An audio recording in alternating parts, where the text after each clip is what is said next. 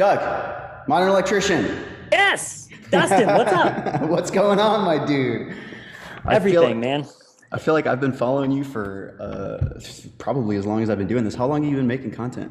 I've been making content for on my social platform for a little over 2 years, and I actually was inspired by you because when I first started listening for um, specifically electrical content online, your podcast was one of the first ones that I found, and I found a couple of them, but yours was the most kind of put together at the time, and I felt like I could relate. I was like, there's a guy like my age, sounds like he's doing his thing, had a little hip hop intro. I was like, okay. Some people said it was like a porn elevator It intro. kind of was like porn elevator music for sure. I was like, this is my kind of show. Oh man, oh, it's so funny. Yeah, the iterations of stuff that I've gone through over the years with Journey to Master and all the different music, Yeah, finding out, like, oh my God, there's just been so much change, but it's good though. I mean, you kind of have to keep changing. But of what course. made you start to do content? Like, what made you want to actually speak to people? So that's a really good question. So my background is stand-up comedy. So No before I got shit. it is. So before I became before I got into That's awesome. it is. I came to the trades when I was 35. So I got into the trades as an old man, and I spent my 20s and early 30s pushing real hard at stand-up. Was based in the Baltimore, DC area, but then traveled around, and that was my life's mission and purpose and passion, and got into storytelling and you name it. But hit walls where it just kind of, that lifestyle is not for me, wasn't a good lifestyle for me. Wanted to know how to, I hit like late 20s and was like, man, I don't know how to do anything. I don't know how to like do a damn thing aside from make a room full of people laugh, which is a skill in itself, but It is. is not that functional in day-to-day life. So I really got interested in like gardening and then the trades. But I was working in the trades for a few years, and the first company I worked for, this guy Rick Jones out of Frederick, Maryland, really really good electrician. I started to put together his online social content. We started having fun there, and then when I transitioned over and worked for another company, I was on a job and I had to drill through a brick exterior wall, and I had a hammer drill, and I just thought of an idea all of a sudden. I was like, why don't I describe how to hammer drill through a brick wall while the hammer drill's rolling so nobody can hear my description. And that was the first time that it clicked with me. I was like, oh my God, this is like, I could make videos in real time based on what I'm doing during the day, use my experience as a performer and a writer to kind of like conceptualize content.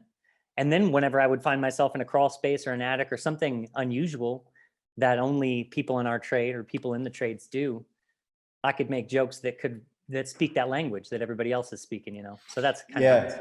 Dude, the first thing I ever watched was actually there's a female electrician I've worked with for a lot of years, and she watches your stuff like religiously.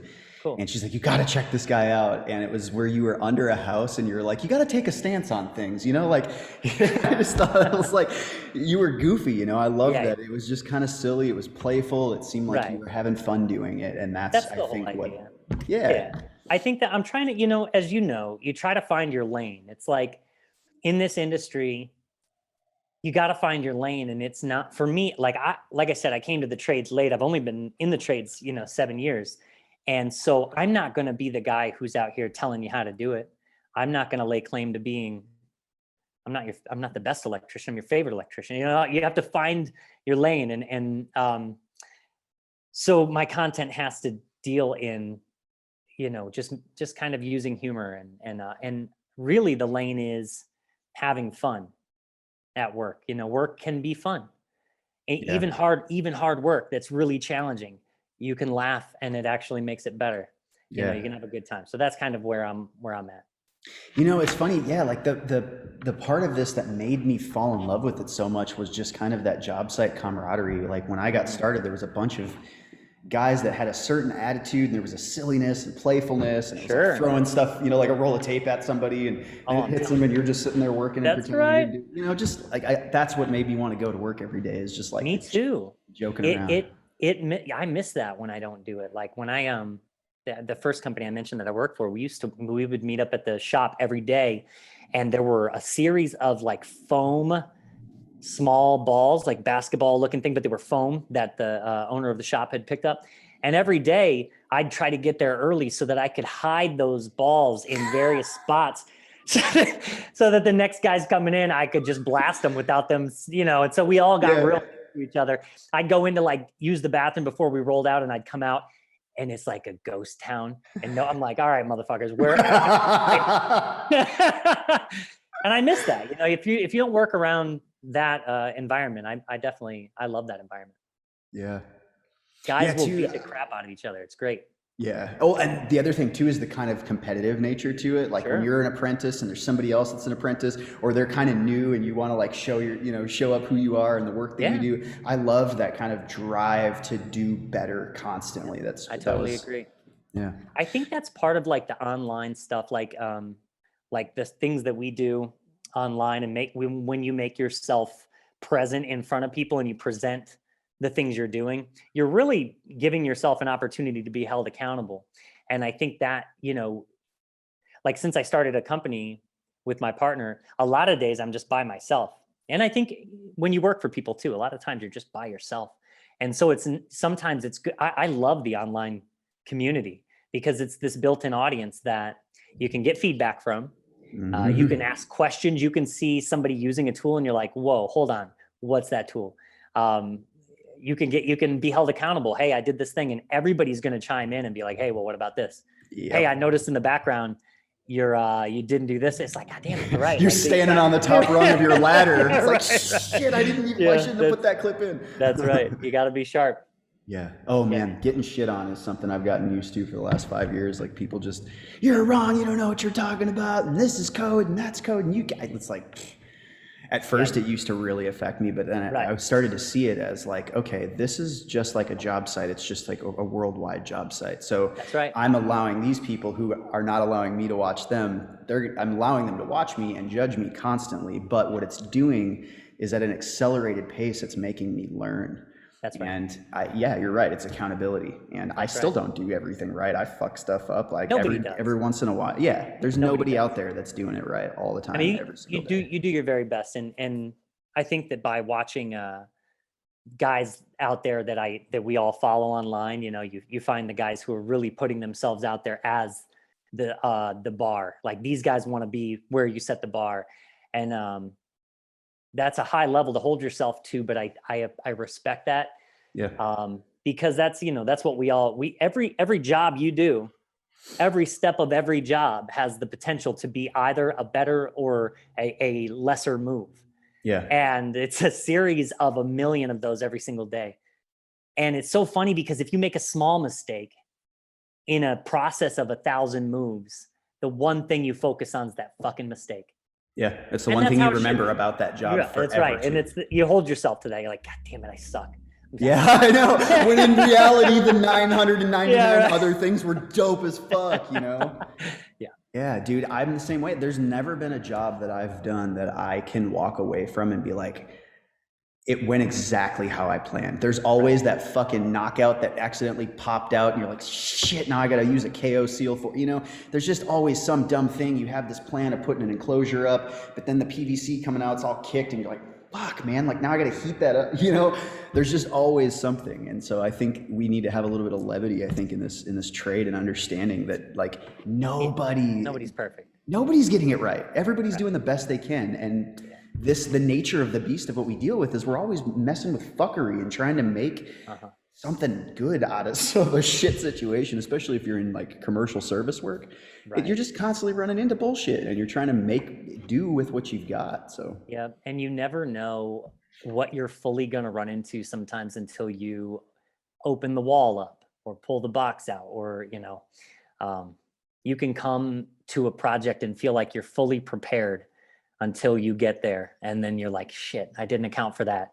Or, maybe I was too concerned with like talking to the client during the walkthrough and I didn't spend enough time really dialing this thing in. And there's all of these elements to it that like, I relate it to Kung Fu all the time, but man, it's Kung Fu. It's like, you can be a master and one misstep is the difference between a successful install or project and one where the client has a bad taste in their mouth. It's the stakes are high. Yeah. It's wild. Well, and you're adding the element of danger, hazard, Correct. fire, like liability to that kind of a thing. It's sleepless nights a lot of the time, because you're just Yeah. like, you think about things you did in the past where you're just like, oh shit, man, did I do that? Or did I, well, what, blah, blah. It's just, that's the nature of our work. And so I get why our peers are so critical, because you have to be. It's like my business partner is a master electrician, and his discerning mind is so sharp that working with him I always love working with people too, because you learn so much from the people you work with. And I've always been a big picture guy. I'm more like ideas guy. I'm more like you know what I mean? Like I can conceptualize big things and see a big picture and how to involve everybody. But then when you get to details, it's not my strong suit. And it never has been. I mean, when I did comedy, details were really in the punchlines and the nuances. So you have to get in that.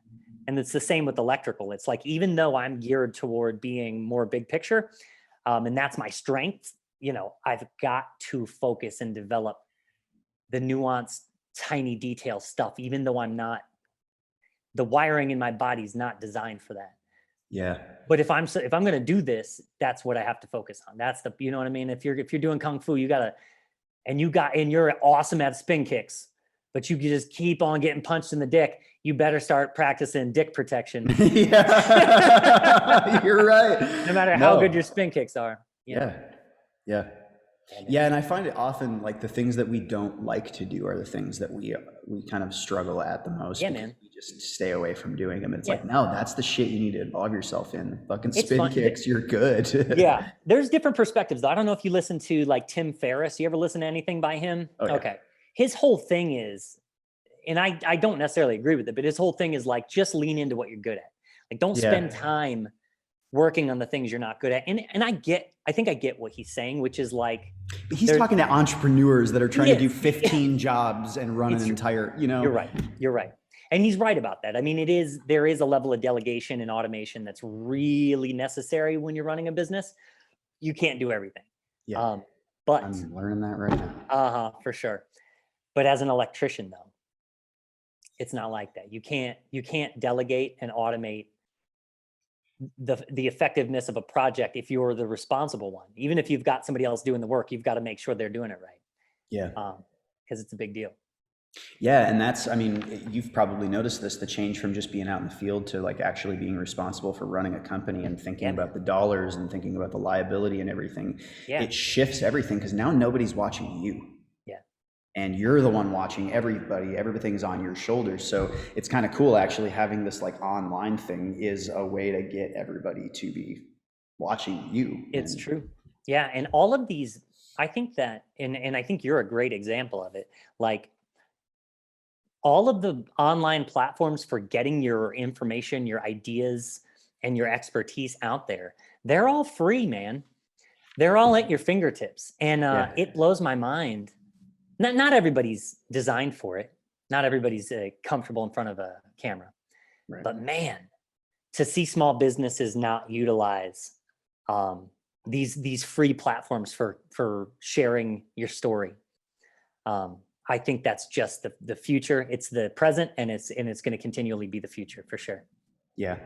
I've even thought with so I'm starting a new electrical contracting company because Livewire was like my thing, but it was really a buddy of mine who came up with the name. He's like, you should call it Livewire. I'm like, ooh, I like that. And so I registered with Texas. I didn't look through anywhere in the US, but there's some other Livewires out there. Mm-hmm. Nobody really has like trademark protection or anything on it. So I've been talking to my lawyers. I'm like, now that I've started Texas Livewire, there's tons of local companies that are using my publicity, and the URL's locked, and there's just a bunch of shit. There's some kid out there that's like doing really terrible work under some other business, but he's saying that he works with me and works for me. Yeah, it's all fucked up, man. So I'm starting a new electrical contracting company. I forgot where I was going with that. Well, we're talking about using online resources and platforms that are free. Yeah, so one thing I thought about is getting apprentices to film for me as a way of a part of their pay. You know, it's like you get an extra buck an hour if you're every day throughout the day, you're just like filming what we do or what I'm doing, because it's such an important thing. Your entire identity as a business nowadays is online. And it's funny because I watch a lot of these old guys that I've grown up, you know, working for, and they're kind of going out and starting their own thing. And they're asking me like, how the fuck are you getting the phones to ring? Nobody's calling me. And then when I talk to people, nobody's answering it. I'm like, yeah, because you're an asshole. Like you answer the phone, you're like, yeah, no, I can't do it for like 4 weeks. Call me back late. You know, it's like, no, man. And do you have a website? Do you do anything on TikTok? You're like, I'm not getting any social media. I'm like, well, you ain't getting any fucking phone calls, bro. It's true. Yeah, it's true. You got to be different. It's just where everybody shops now. People used to shop on foot, and if you had a downtown location, it made sense or something. But like, everybody's just online. Yeah. And if you have a talent or expertise, man, share it. It's free. Yeah. And the funny thing, you don't even have to be an expert, really. Right. People just want to watch people do shit every day. It's true. So if you document what you're doing, that's still just as good. Right. I'm finding with social media that like more people care about what I'm doing day to day, like literally me moving this and putting it over here and filming. Like they just give a shit about that. And it's like, wow, I've been thinking about this all wrong. You at Chipotle every day? Yeah, every fucking day after the gym, dude, every day. It's the only thing around me that's healthy, that's not like fucking burgers and fries. And, you know, it's at least like clean. Chipotle is awesome. Yeah, I know. You think we would get sick of it, but we're not. Every day. It's like, I like that about Mexican food. It's the same thing as like most, I guess not most ethnic food, but like Italian food is similar, where it's like the same 5 ingredients make up every different dish. Yeah. But if you make those ingredients really well, you'll never get sick of that. Right. Yeah. There's different things you can do. Yeah. Yep. Yeah. I love Mexican food, man. Like being in Texas, it's just like we have a thick culture of like down home Mexican food. Yeah. And that's the best. The little greasy spoons. Oh my God. But you're right. Pepperhead, dude. I love hot sauce. I love hot. I grow hot peppers every year. I make hot sauce every year. It's what do you cook with? What peppers? So this year I'm doing, I got Scotch bonnets, habaneros, obviously, because they're flavorful. There's a Baltimore, Philadelphia native pepper species called fish pepper. And it's habanero-y in heat, but kind of a cherry fruity flavor. So I'm growing that. Okay. Little Thai chilies that'll light the front of your mouth up. And then, you know, your jalapenos and things like that. But I try to steer, I try not to go too hot, because other people in my life like hot sauce too, and I don't want to kill them. Yeah. But man, I love hot peppers. It's one of my favorite things to grow, and hot sauce, I put it on everything. Yeah, dude, me too. I love hot. There's Jackie that works for me. She's office manager. She makes her own salsa. And so she made some salsa one day that had jalapenos in it. And I was like, oh, this is really good. And she's like, that's not too hot for you? I'm like, oh, fuck no. Like jalapenos, I put jalapenos all over everything. Right. So I was like, do you ever make this stuff with habanero? And she's like, oh, I'll go do that. So she made some, and it still wasn't hot enough. I mean, she didn't put like 20 of them in there. She probably put like 1 for the whole jar. Okay. But then she's like, if that's not hot enough, like, let me try something. So she got some Carolina Reapers and some ghost peppers, and she made both of those. That shit lit me up, dude. I'll bet it did. So good. And I don't know what it is about being in pain in your mouth, but like I don't know either. It's euphoric eventually. Like once you get past the point where you can't concentrate on anything because you're just in like self-preservation. You're worried. Yeah, you're terrified a little bit. You're like, fuck, I might have to go to the hospital. I went over to my friend's house. We made a batch of hot sauce a couple weeks ago with my peppers, and it's fun to do it with people. You drink beer. And drinking beer and making hot sauce is fun because you drink the beer faster and then you get a little tipsy. So we're eating these peppers, and we start, because I always like to eat them as I make the hot sauce to kind of know what I'm getting into. And so we popped like a Thai chili, and then we popped like a Scotch bonnet. And he starts talking about how his plan for the the sauce. And I was just like, hold on this, like, I'll be with you in a minute. I cannot think right now. I'm in total mind control right now because I'm on fire, but I fucking love it, man. Do you ever watch Hot Ones? Yeah, it's fun. That's a great concept. That's one of those, that show, as well as like, I feel the same way about Hot Ones that I feel about Drunk History, where when I first saw that, I was like, God damn it, that was right there. Yeah. Like getting people drunk and having them tell a historical, it's brilliant. Yeah. And Hot Ones is a brilliant concept. Let's eat hot sauce, and I'll ask you questions as it gets hotter. Yeah, It's a and really I'll smart. turn the questions up as it gets That's harder too. right. That's Oh, right. dude, some of the best ones like Key and Peele was actually a little disappointing to me. It's like they only gave him half the amount to do because there was two of them. Two of them. Yeah. But I was like, come on, guys. Scarlett Johansson's was good. I didn't see hers. I got to see Dave that. Not Dave Ramsey, the chef, Chef Yeah. Ramsey. Gordon Ramsay. Was he Yeah, on there? dude. Oh my God. His shit was so funny. He brought a bag full of like milk and cheese and crackers and fucking like powders. And he brought everything in his kitchen. Yeah. Because Yeah. he's like, I gotta, and he started like cussing up a storm. He was getting fucking angry, dude. He was so pissed by the end of it. And then they made him cook eggs and show how he cooks eggs. He's just crying. He's like, fuck this That's fucking amazing. show. Like, That's wonderful. I love that. yeah, it's so good. And so there's also that element. You were talking about camaraderie earlier with your friends. Another thing I like about hot peppers is I've got a select few friends that also love hot peppers, and I love eating them with them because I like watching my friends be in pain, and I don't know why. Yeah. I don't know why I like that, but it's hilarious to me. Like it's like, when your friend gets hit in the balls, it's so fucking funny. You love them, you don't wish them harm, but like my friend Jude and I make hot sauce together. And a couple years ago, we're roasting hot peppers on my grill outside, and the night goes on, and we're drinking beer, or whatever. And that we find this one jalapeno that didn't get taken off the grill, and it's like black at this point. And I think there's something. I don't know the science to this. I don't know if there is science to this, but I've experienced that as you cook peppers, I don't know if they get hotter, but I've experienced peppers really intensify in heat as you cook them. Now, like I said, I don't verify that, or please verify, let me know. But we pulled this black charred jalapeno off the grill, and we cut it up, and half on his plate, half on mine. And we're just talking, blah, blah. And, I got a couple beers in me, so I talk a lot anyway. I'm already talking. And what I don't realize is he eats his half of the pepper, and he does not let on that it is excruciating. He doesn't let me know. He does, what I mean? He completely holds it together. Stoic about it. He does. He doesn't make a sound. But the second I put that thing in my mouth, he starts laughing, and I'm like, what? And then I was like, oh, it was like brutal, super, super brutal. And he just had the best time laughing at my pain. Yeah, that's the best thing. Yeah, it's like if any of my buddies ever got like truly hurt, I would laugh my fucking ass off for like at least 10 seconds, but I would be right there to pick them up and take them to the hospital while I'm laughing. Yeah, right. Because those fuckers would do the same to you, and you know it. Yeah, because it is funny. I mean, it's pretty hilarious. I don't know why. I don't get what that is, but it is funny. Watching your friends writhe in agony. Yeah. So what other kind of stuff are you into outside of like doing electrical work? That's a good question, man. So I'm a big gardener. I was, before I started an electric company, before I got into the electrical trade, I was going to be a farmer. That was going to be the trade I pursued.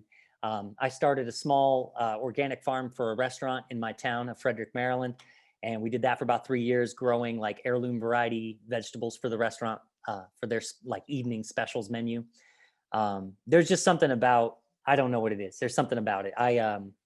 I feel the same way about electrical work.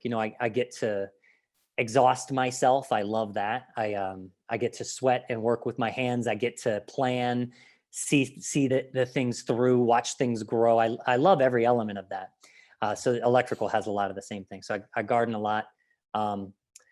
Love kung fu movies. I do a thing called Samurai Sunday, where I try every Sunday to schedule and watch either a samurai or a kung fu film.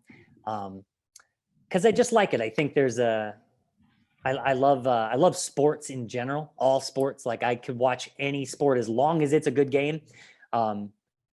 It could be my favorite sport's basketball, but if it's not an exciting game, I'm not that interested. But if everything's on the line and it's a good game, I'll watch fucking badminton. If it's an awesome badminton, I'll be like, did you see that badminton game?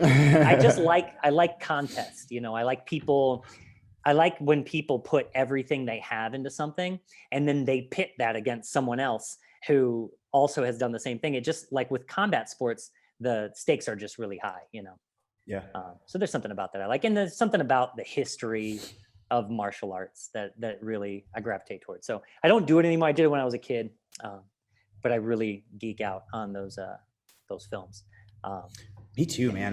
Kung Fu, it's like just the artistry. There's Like House of Flying Daggers, just I how just watched it. it's Just so watched it. beautiful. Like It's it's such gorgeous, an man. art film, and the love story, and the, like, oh my God, it's so good. That story's Um, awesome. and then Hero and Fearless, both Oh with yeah, Jet Li. Oh that's right. God, it just, and I don't like English dubs. It's got to be, you speak Chinese and I will And read subtitles for English. sure. Yeah, because Totally. Yeah. it's, you get immersed in the whole experience.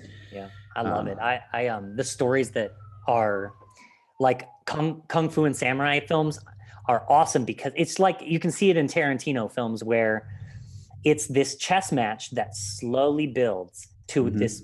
to this apex where there's nothing else left to do except kill each other. And Yeah, it's yeah, like that's all these it. movies are like they're just these plays back and forth and one person gets out of a scenario or it builds to this thing, but eventually they're going to catch up with you and it's you versus them, and here we go. And there's Yep. something about that build that's really cool, and there's something about like, in a lot of cases it's for honor, right? It's like for like you this principle, which is just something that's not a thing anymore as much. So Yeah, like people, I think people in our trade in our walk of life, more blue collar, I think hold that more so. yeah. And I might be wrong about that, and people may disagree with that, but that concept of just like fighting for honor or having honor and doing something because it's Those of respect, I of got to like do of this. holding. I got Yeah, to do this thing because it's yeah, like, who am I if I don't do this thing? I like that. There's yeah. something about that's a cool challenge to your psyche that I think is cool. Do Yeah. you ever get into anime? My oldest daughter is an anime geek, so I have everything Miyazaki and all the alternative stuff that she has me watch. I've definitely checked out a lot. I try to get her to watch kung fu films with me, and I'll watch some anime stuff with her for sure. Are you really into anime? I'm getting huge into it. So right now Okay. I'm trying to watch Naruto and I'm in like Yeah. season 4. It's such a slow, it's an older, show obviously. Yep. So the animation's not as great in the beginning. I haven't gotten Right. to the Shippuden stuff yet. Okay. But it's starting to build. And so the first ever thing that I watched was Death Note. And Okay. Death Note was like, bro, I didn't know this is what anime was. Like I Hmm. immediately fell in love. It's the same thing. It's this slow build of like this chess match, and whoever did the writing of the show, Huh. it's a fantastic story. And what these characters do to like get around each other. And it's like the hero and the villain are just as justified in their pursuits and their path. And you just want to see it battle out, That's and awesome. is the good one or is the bad one? Oh, it's so good. That sounds great. I Yeah. always try to find ways to relate it to what I do too, like in my life. Like I always try to find those parallels because they're everywhere. Like I think one thing I've been criticized on in the podcast is that it's not when people do criticize it or I do get bad feedback, it's typically like, well, this isn't about electrical work. And it's sometimes not. But it is, I think, because for me, everything, it's all encompassing. Like one you can't me going into my work day, waking up in the morning and having a positive attitude, that stems from an understanding of hardship and Yeah. overcoming difficulties and all of those things all parallel with stuff. If I watch a kung fu movie, I'm taking away the honor, the courage, the faith and all of those things that are in there. If I'm watching a basketball game, I'm thinking about the preparation these guys went into, and that Yeah. I'm just always trying to relate everything I can to waking up in the morning and trying to be better today than I was yesterday. And I think that's inherent in just about everything. If you put that, if you kind of light it with that purpose, I think you could probably find it in anything, any tradition, any work that if you're a chef, it's the same. It's kung fu. Yeah. It's Well, and it takes a focused certain kind preparation. of person to think about that. So I think one thing that's great about your podcast, though, is like honestly, fuck people that have that to say about it. Oh, of course, sure. Because they're tuning into one thing and they think Sure. they know who you are and they're just judging it. But really, the people that follow you love that stuff because it's almost like watching these elements with you with the Ghost Peppers, with you with basketball and competitiveness, with you, like it's all the ability to see like, oh, his mind is constantly looking for extremities and he honors and values somebody that takes time to put something into something that's kind of extreme and memorable in its quality. And so Right. I think you need to show people all that stuff. I agree. I totally agree with that. Yeah. And I don't, And like I said earlier, like knowing your lane, like the reason that I think I don't get too deep into too much electrical talk all the time is because that's out there. Like, that's the funny thing for me is if somebody takes the time to write a bad review because they're like, this isn't enough electrical stuff. It's like, well, then go listen to an electrical, but you're mad at me because I'm not what you imagined. Like, Yeah. that's You're tuning absurd to into me. my shit. It's absurd to me. Yeah. But I get it. Everybody's got their opinion. But I agree with you too. Like you have to show those things, and you're gonna, the internet's an amazing place because of the breadth of it's a lot of people, and and I think that the best thing to do is niche down. Chris Rock talks about that, and like how you don't want everybody to like you. If everybody likes you, you're doing something wrong. You're appealing too broadly. And so to niche down those people that really resonate with what you're doing and talking about and your personality, they're going to relate to that. They're going to like to, yeah, like you said, just see what you're doing, see how you grab those extremities and relate them. Yeah, I agree. And I think like I'm at this weird kind of crux right now where I've been doing this for 5 years. I'm shifting everything, making everything a lot bigger. I'm hiring a bunch of people, and I'm finding that also I'm 36, just divorced a year ago. So like my whole life, I'm not even living in my house right now. I'm remodeling it so I can rent it out. I'm living in my studio. Like there's a whole, just everything in my life is changing right now. Right. And a lot of the mentality, a lot of the things that I've thought for a really long time, I'm kind of known amongst, all my friend circles is like, the person that's constantly evaluating himself against himself to figure out if I'm where I'm supposed to be and if I like who I am and where I am and why I do everything. I'm like ridiculously purposeful about everything. So where I'm at is like I cuss a lot, right? Like me, that's me. That's just a part of who I've always been. I was in the Marines, done construction. Like it's I was just in the me. Marines. Were you really? I was. When were you in? From 04 to 08. So I went right in after high school. Well, no, I went to 1 year of college, ended up going in because I was in Arizona State. I was flying planes. I was going to become a professional pilot. They had a degree program. Like after 4 years, you get all of your different certifications, commercial, pilot, instrument, all that stuff. And then you get an interview with an airline. So I was flying, but I was like, Top Gun was always my favorite movie. And like, I wanted to fly F-15s. Like, that's what I wanted to do. So I was like, I should go into the military and do flight school at the same time. The second I got into the military, I found out that I was having a kid. So I was my God. Yep. I was like, all right, well, this is not my fucking path, but I'm already in this, so I have to do this. But I was like, immediately when I was in, I was already looking to get out. Sure. And I'm right there with you. Yeah. So, and I didn't have my real dad. I don't know who that is. And so, and me and my dad, like now we have a relationship, but when I was younger, we didn't really get along very well. So it was just like this kind of feeling that I had inside of me that I needed to take responsibility for a decision that I had made and be a dad. That was more important to me in my life and my son's life than chasing this like glory and being force recon Marine jumping out of fucking airplanes. Yeah, man. Yeah. I did the recon in doc as well. Did you really? I did. I did not. They did not accept me. I was pissed. I did. I was hardcore too. I like out of the gate for the recon tryouts. It's basically the way they did it when I went in was we did I think we started with the physical fitness test, so 3-mile run, 20 pull-ups, 200 sit-ups in a certain amount of time. Then we ran over double obstacle course. We jumped in the pool.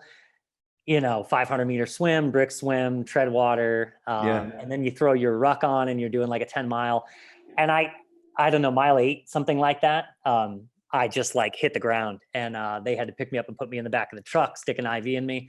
And dude, every other element of it, I was dusting people. I was just like on it. And so I was like, I'm in, and I didn't just stop.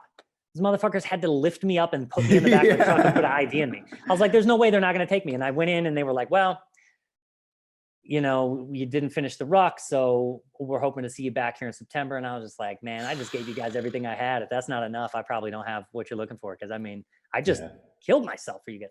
Yeah. And, long term, it's the best thing that could have happened to me. Cause I feel like if I had gotten accepted recon, I wouldn't be sitting here. That's for sure. Oh, dude, there was when I was in, I went through MCRD. So when I went through San combat Diego? training, yeah. I did too. Oh, okay. I'm So from Illinois, but for some reason they sent me to the West Coast. weird. Okay. I mean, I was in Texas. I guess I was right in the middle. But I wonder if that has to do with MOS or if it's just I like wonder. where they have vacancy and they just need to I send wonder. people. Yeah. Yeah, I don't know. I'm not sure. But this kid died. We were doing these patrols. I guess we were just training, and it was at night, and we were in our squads, and there was 4 of us, and like all of a sudden, we're walking through, and I see this kid probably like 50 yards up just drop to the ground. Really? And like we were all talking, like talking shit about drill instructors and everything like that. Right. And all of a sudden, we noticed these dudes come up in camo, like the drill instructors had dressed up like snipers, and they were just fucking around us everywhere. Listening to what we were talking about. Yeah. So we were like, what the fuck, dude? And these guys came over and like picked him up, and they were screaming at him like he was just barely moving at all. Like he wasn't conscious, but he was like kind of conscious. I don't know. They were like dragging his ass, like yelling at him, calling him a pussy. All like anybody that falls down in the Marines during training, they're gonna like light you the fuck up. They drug him back, and he fucking died. And like as they were dragging him violently, like being a dick to him, his heart stopped, and they had to have a helicopter come in. And I wonder what happened. So here's the thing. This was during the Crucible. So you're up north at this point. Yeah. So there, it was like a 50-mile fucking hump. This kid put rocks in his fucking bag to be more badass. He wanted to add a bunch of weight. He didn't drink any of his water because he wanted to save it for the end. You get your MREs, but you're supposed to like eat your MREs over the whole course of the Crucible. Sure. He saved all of his shit to the end because he wanted to have this big feast at the end and just pig out. But they provide breakfast at the end. Right. What a silly goose. Right, dude. I don't know, but this kid, dude, he fucking died there in training, and it was like, Jesus Christ, we had to have this whole like ceremony, and they put the rifle in the ground and his helmet. Yeah.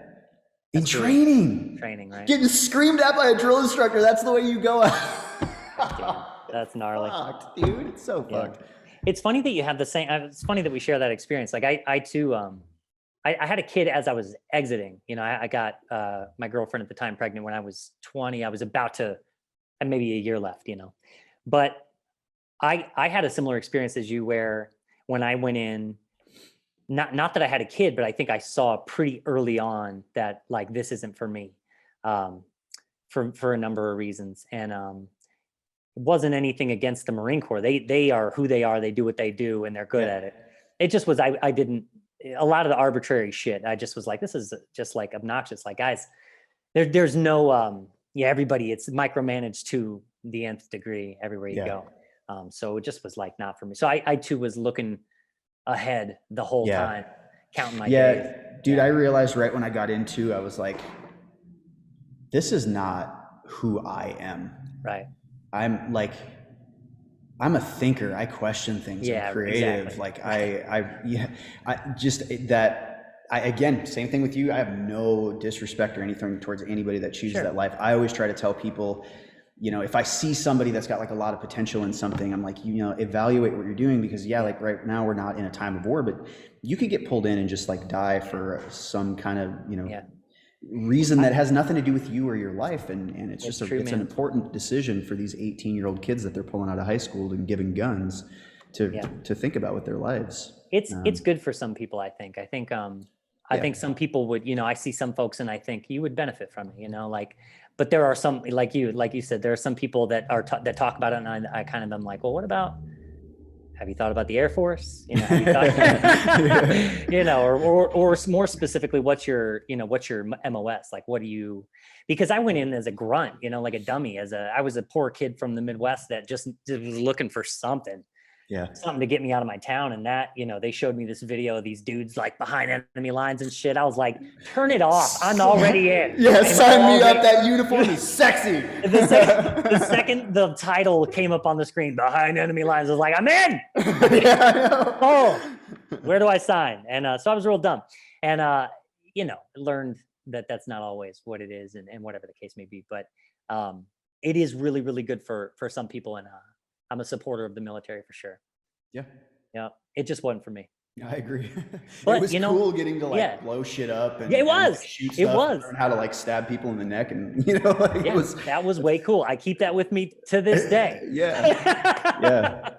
No, it was a great experience, and I think I got a lot of like um, my skills that I have even now from just kind of going through that experience. And it's funny because I think one of the things that really stuck with me after the Marine Corps was um, like I'm real intense.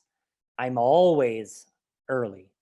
Um, and people will say, well, you must have picked that up in the military. And to be honest with you, I've always been like that. So Yeah. the military made sense.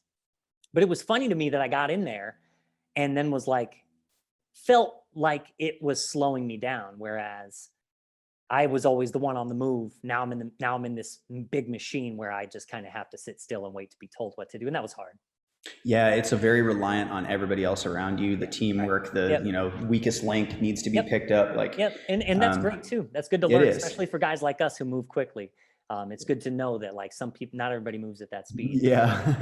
I take it easy. Yeah. My business partner calls me old one speed Dougie because I'm Oh, just really? like, I'm either on or off. I'm either like 100% or I'm go or stop. Oh, There's that's not a lot funny. in between. Yep. No, I'm the opposite. I think Okay. more often than not, I am always going too fast. So I need to be slowed down a lot. Yeah. But I think I'm pretty good at figuring out a situation, being like, all right, this job, we need to coast. The finances of this job make more sense for us to go slow and take our Yeah. time. And then Sure. this job is like, no, bro, we got to go. We got fucking Yep. inspection in 3 days. Like, but I like to shift gears like that. I like to be Me thrown too. into a big emergency environment and be like, it's 2 o'clock in the morning. Where the fuck are we gonna come up with an 800 amp breaker? Like Right. we got to do this now. And all this Yeah. like food is going bad and like the Yeah, man. pressure. I love being under pressure. Yeah, there's something about that. There's something about like having to solve different problems all the time. It can be exhausting, and you definitely need to take breaks because you'll get burned out. But I like that. I would much prefer, and I've done, as you have, I'm sure, I've done a bunch of different types of jobs, and I really prefer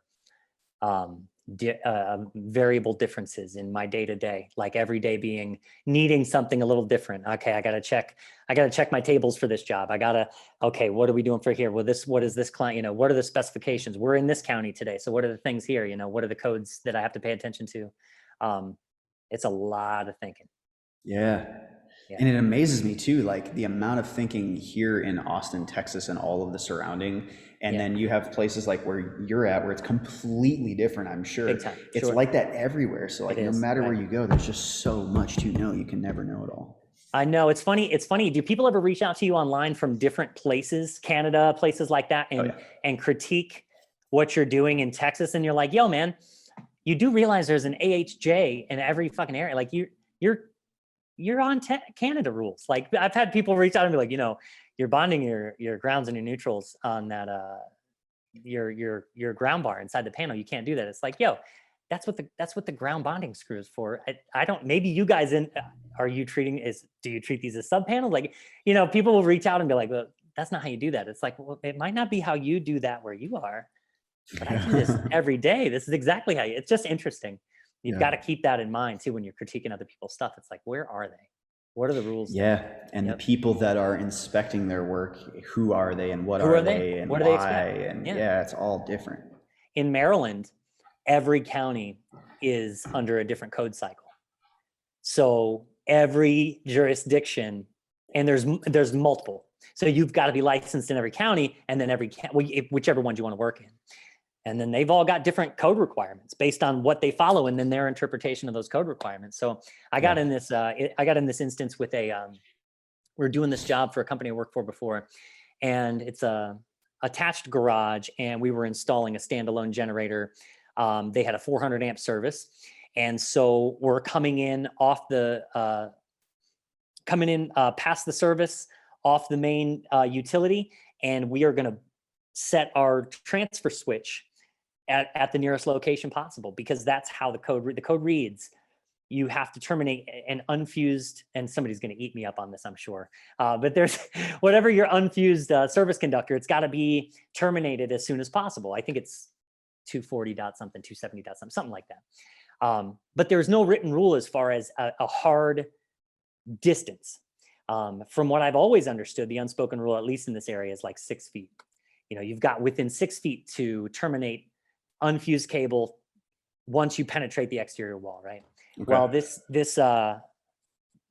and we've got these 2 panels, so it only makes sense to put your transfer switch on the opposite side of those 2 panels, and we're at about 4.5 feet. So to my knowledge, we're within reason. And I go to sit the inspection, and the guy's like, "Nah, man, I can't pass this."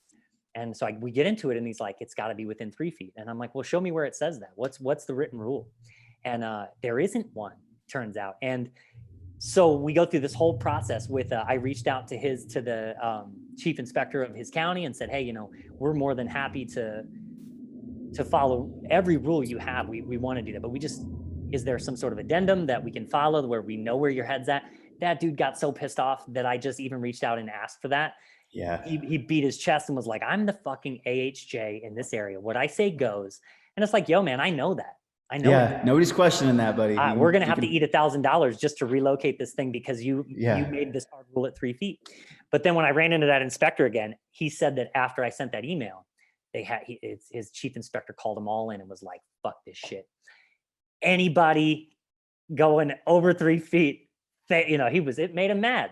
Wow. And it's like, man, I don't know what your rules are. If there isn't a written rule, now I know.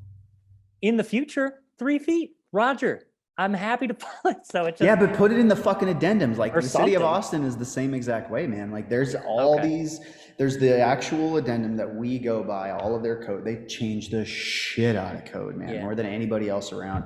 Okay. But if you go by that, you're still going to fail inspections left and right, depending on who the inspector is, what their area is, what their understanding of the code changes are, because they heard some other inspector failed somebody for this, so they're going to do it too. And it's like, no, don't, like, and you having to argue with them, there's no point. There's no point. Yeah. Most of them have like really defense mechanisms up, almost like insecurities about code knowledge, so that they're just like, no, this is the fucking way it is, and I don't care. And it's like, well, this inspector, I have another job over here, literally the other side of town. We're doing the same fucking thing, and he's not saying, like, what are you talking about here? Sure. Oh, dude, it's so irritating. It can be frustrating, and I think it can be frustrating for the inspectors too to just try to uphold those things. Yeah, so it's tricky. I have they got people up their fucking ass all day long, every day, arguing with them left and right. Yeah, I mean, there's a lot of liability involved in their end, and I'm sure they deal with lawsuits all the time, so they just constantly have to like be up on their stuff. We're lucky in the city and county that we live in Frederick here, where our general inspectors are thorough and they're really good at what they do, but they're fair. If they catch something that you miss, they don't have a problem, especially once they get to know you, being like, yeah, send me a picture, get it corrected and send me a photo, so you don't have to call it. But it's the people who are like, nope. They show up and they're like, nope, call it back. And it's like, yeah, but then you've got to come back out here, man. Let's. Yeah. You know what I mean? The ones that don't even get out of the truck. You have inspectors like that. Yeah. They drive up and they'll look and it's like they found one of your helpers not wearing a hard hat or something. They're like, fail. It's like, dude, come being a fucking, you're not OSHA, first off. And you got the funniest inspector we had. we had to dig a trench from a house to a barn and sending power out, did a heavy up, and the inspector shows up. And we'd like him, if he would, to come look at the barn because our roughing's done. He's there for the trench inspection, but if we can go ahead and get this barn roughing done, 2 stone birds, right? Yeah. And so, but he won't step across the trench. He goes, not me. And I go, you won't, I'm sorry? And he's like, I'm not walking across that trench. And it was a fucking, it's a Ditch Witch size 6-inch fucking gap in the ground. And I was like, huh. He's like, what if I fall in that? And I just was like, I wanted to be like, well.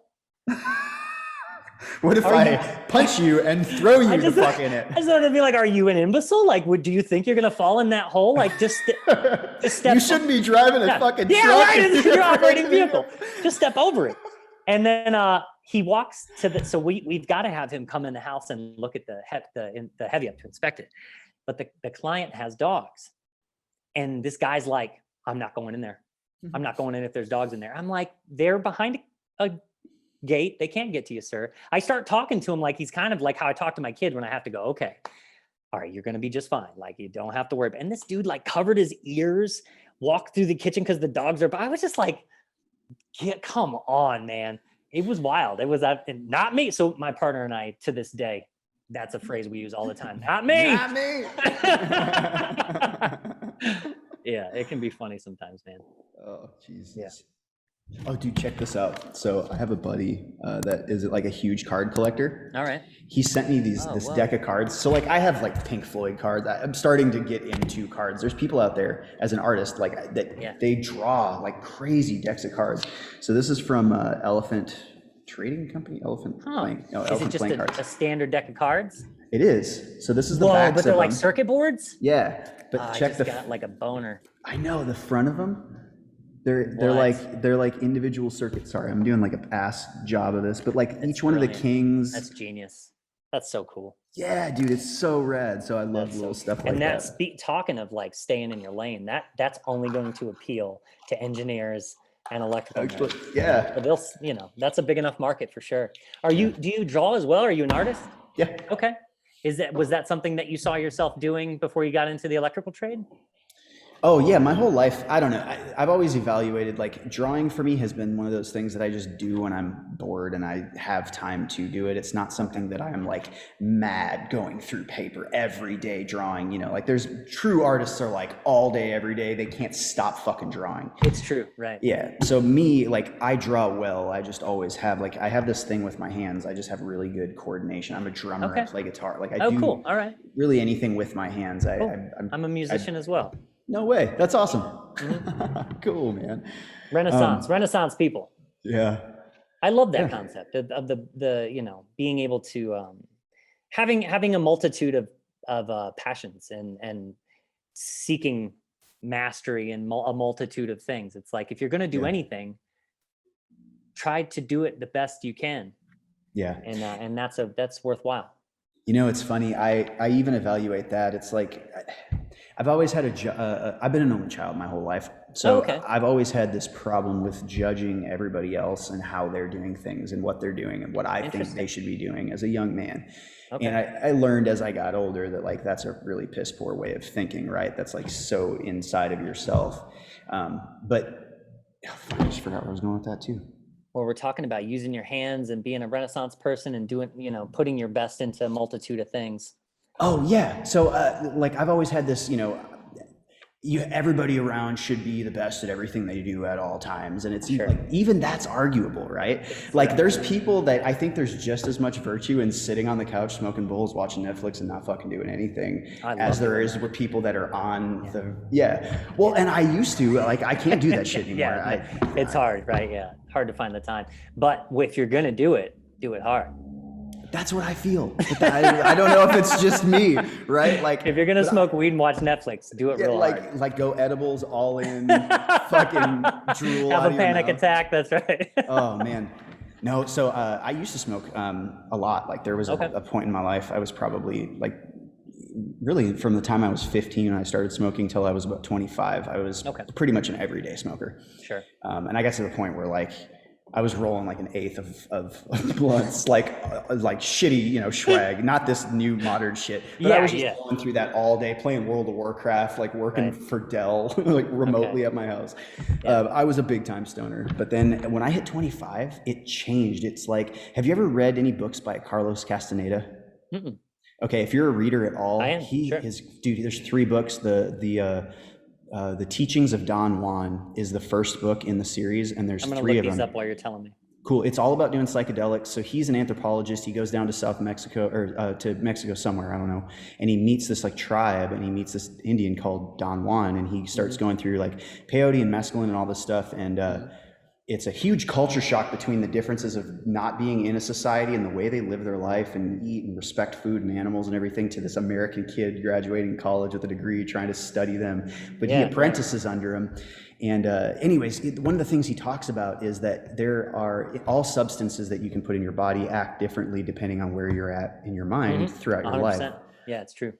And some of them almost, they have personalities, they almost fight you, and at some points in your life they can be your ally, and at some point they're your enemy.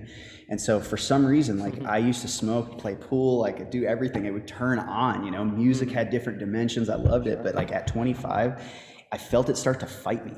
Okay. And it would, like, every time I would do it, I just get super paranoid. Like, I was in and out of jail too. I was broke as fuck. I got evicted out of my place. Like, I just wasn't handling my shit, and I had a kid. So I think my priorities started to shift too. And I noticed when I was fucked up that everything was off, but when I was on point was always when I was sober. But even today, like, if I try to smoke, the really like up feeling, that energized, like getting shit done is what I like. I like the, you know, that's why I have like energy drinks, uppers are kind of, you know, my jam, but like smoking a bowl, like it makes me feel like drawn into the couch, and the extreme body high that I can feel through my whole body. It's just an uncomfortable ass feeling, and I totally get it. Yeah. And it's got to work for you. I feel like, if that shit doesn't work for you, it doesn't work for you. No. Yeah, I try to do edibles are different. Do you do edibles? Okay.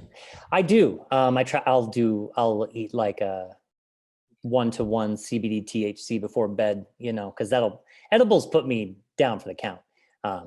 That's sleepy time. I can't eat an edible in the daytime because I'll be worthless, just a worthless human being.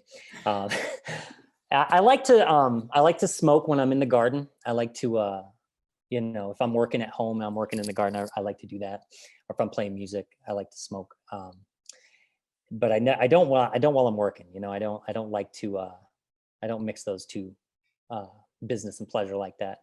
But I do like to. I love mushrooms, and I try to, if I can. It's hard with the family because it takes so much time. It's a good day. It's an 8-hour. Yeah, it's a whole fucking journey, man. It's a good day. But I like to, if I can, clear time once a year to just get myself, because it's such a reset button. It's funny. It's like there's all these, you know, writers and thinkers that are doing more studies and writing. You know, Michael Pollan just released a couple books about psychedelics and whatever. And it's funny to hear, you know, these thinkers who are analyzing psychedelics on the back end here of their lives talk about the stuff that and I'm sure you two have known intuitively forever. Like every time I've ever eaten mushrooms, I've been able to have these really profound connective experiences that reset me in a way that when I come back to everything, it's calmer.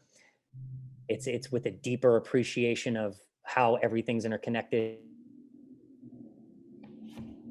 Oh no.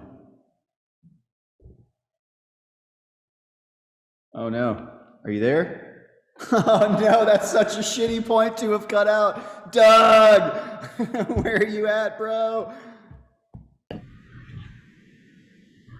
Yeah, it's always it's always like the weakest link in my ability to do something is technology. Like the bandwidth for getting shit done is always bottlenecked, where there's like an SD card or a battery or a fucking like charger. I don't know. Yeah. Yep. Okay. It definitely had some complications. So for those of you watching, sorry, we just lost power and had to stop this whole thing. So that's why Doug, now you can see him. There's no shadows on his face. And all right. That's me now. I'm on my phone now. Okay, cool. Lighting's much better, by the way. Good. The last thing that you said, we were talking about psychedelics. You said every time you've done mushrooms, you've come back with a deeper understanding of how everything is connected, and then the feed cut off.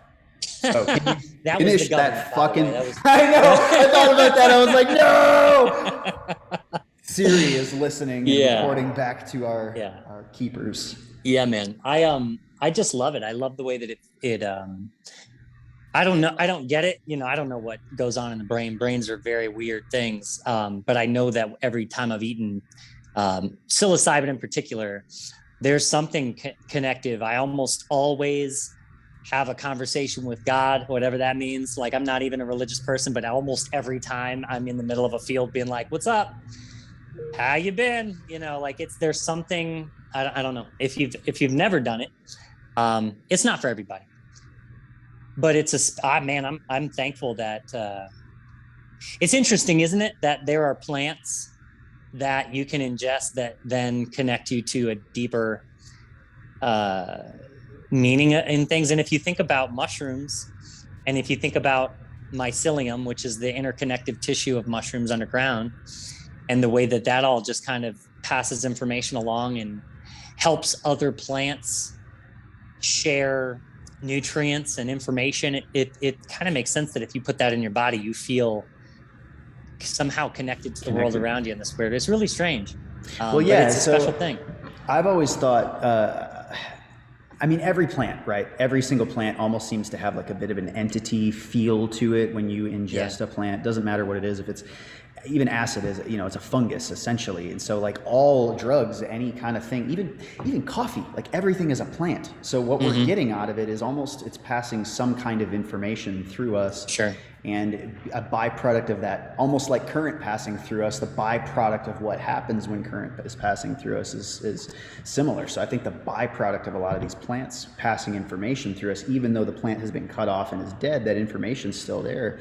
And the byproduct is what happens in our brain. So with psilocybin specifically, if you've ever seen brain scans of the normal activity of a human brain versus on psilocybin, it's almost like every connection throughout your entire brain that would otherwise not be connected. Things like the smell of fruit and driving a Ferrari, you know, it's just like everything is connected. So the ability to think creatively and connect within yourself and with your surroundings is so much deeper. That's an interesting way to put it, huh? Have you ever had any experiences while on a psychedelic that were hilarious, where you look back and you're like, oh boy, I can't believe I did that one? Yeah, I've had every kind of experience. I mean, I've tried almost everything that you can with, you know, I haven't done meth or I haven't done heroin. I haven't stuck a needle in myself. I've just never been desperate for a feeling. It's always just been like, my stuff has always been a journey inward for myself to learn about myself. It's never like a party thing. Like with me, acid was always my thing. Mushrooms was a little bit too unpredictable for me, because if I was around certain people that didn't have a good energy, somebody came into the room, it would fucking destroy. It will. Yeah, and like when I was going through my divorce, you know, towards the end of it, like we tried doing mushrooms and we weren't on together. It was so off and it just felt terrible. I literally have never thought that I was gonna fucking die. I was so terrified that my heart was gonna stop, and I just felt this crazy. Yeah, so like mushrooms to me has always been really unpredictable, and when it's good, it's fucking great. It's so good. Yeah. There's so much to take, but if I'm not right in my mind and in my place in life and where I'm going, then it's too unpredictable. So with me, set and setting is a big deal. But with me, acid's never been that way. LSD's always been the most beautiful experience of my life every single time. There's always that like piercing of that like fear at first, or that weird warmth that you have to like get through to have a good time. Do you experience that with psychedelics? Yeah, there's this with mushrooms. If you eat a lot, you have to get through like the crucible, the gauntlet of like the membrane, your mind attacking you and being incredibly overwhelming, right? Yeah. But when you come through that, it's really peaceful and special. It's almost like you like got done with the whole day's worth of work and you're just relaxing. I've only done acid one time, and I was 40 years old when I did it, and it was just because my friend didn't have mushrooms, and I was going into the woods with some friends, and I reached out to a friend and was like, can I get some mushrooms? Because I can't buy mushrooms from a store because expanding your mind's against the law, so I have to ask a friend.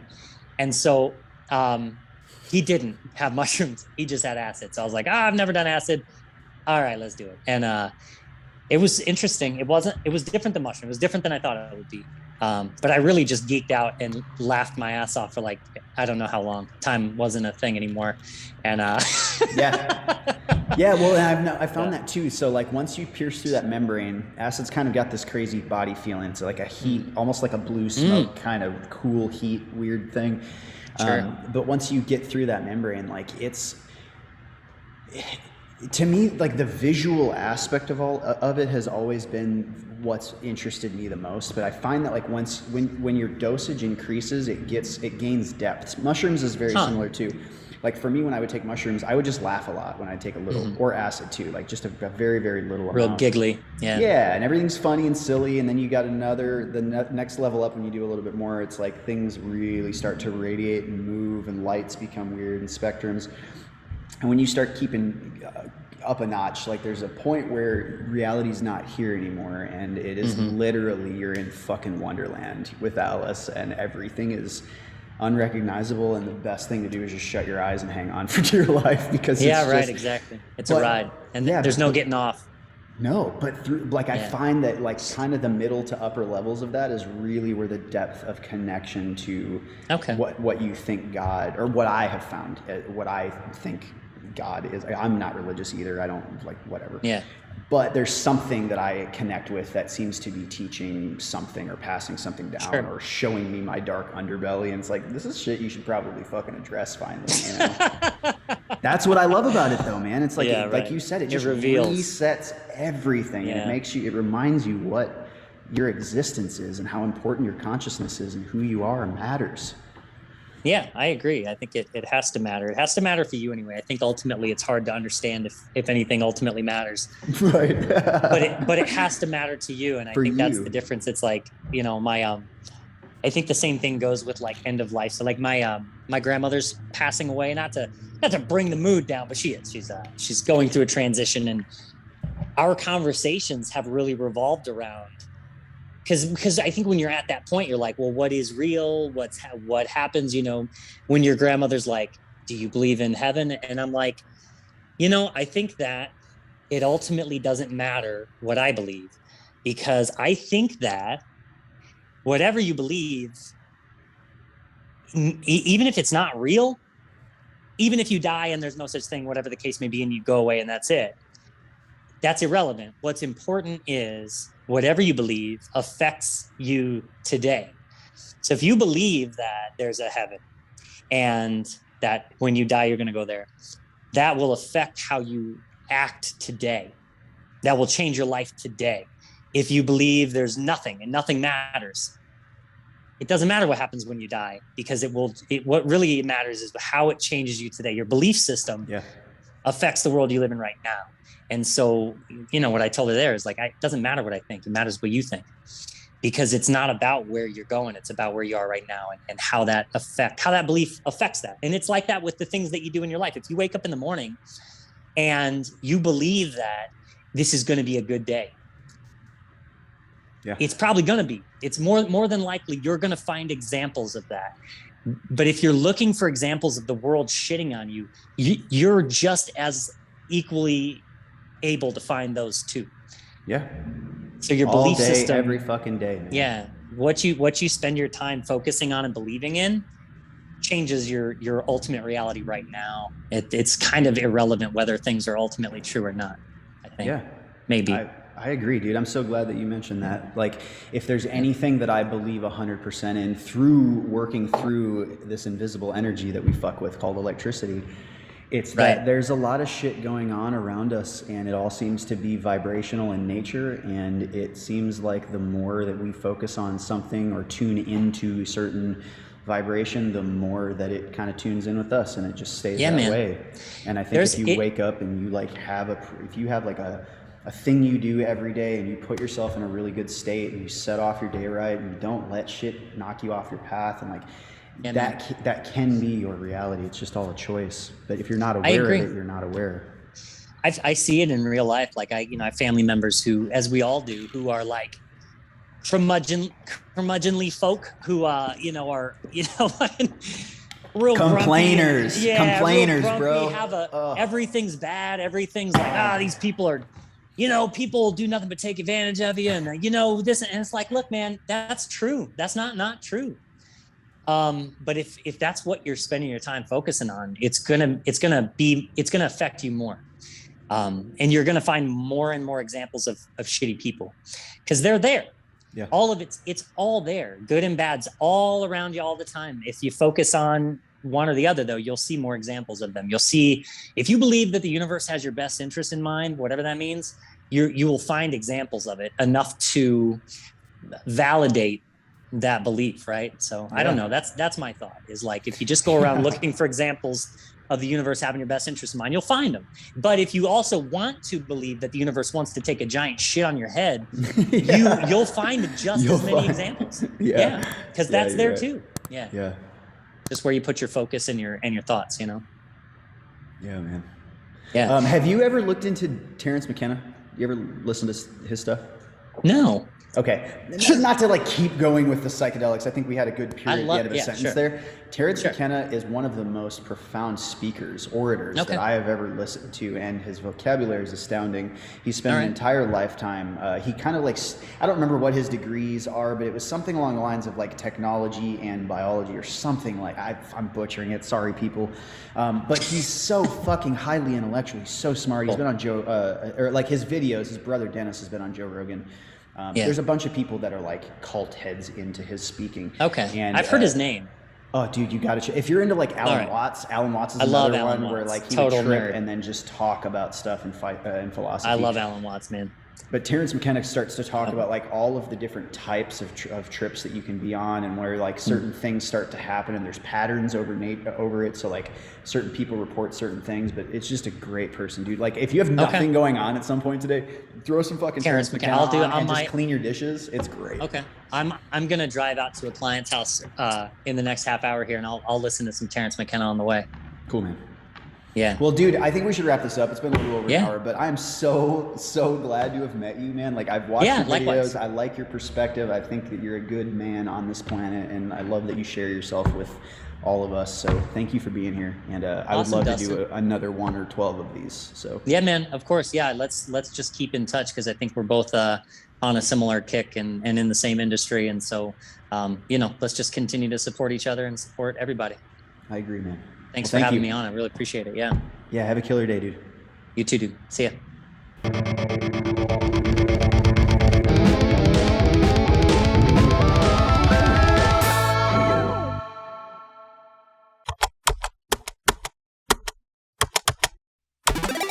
Best music and video.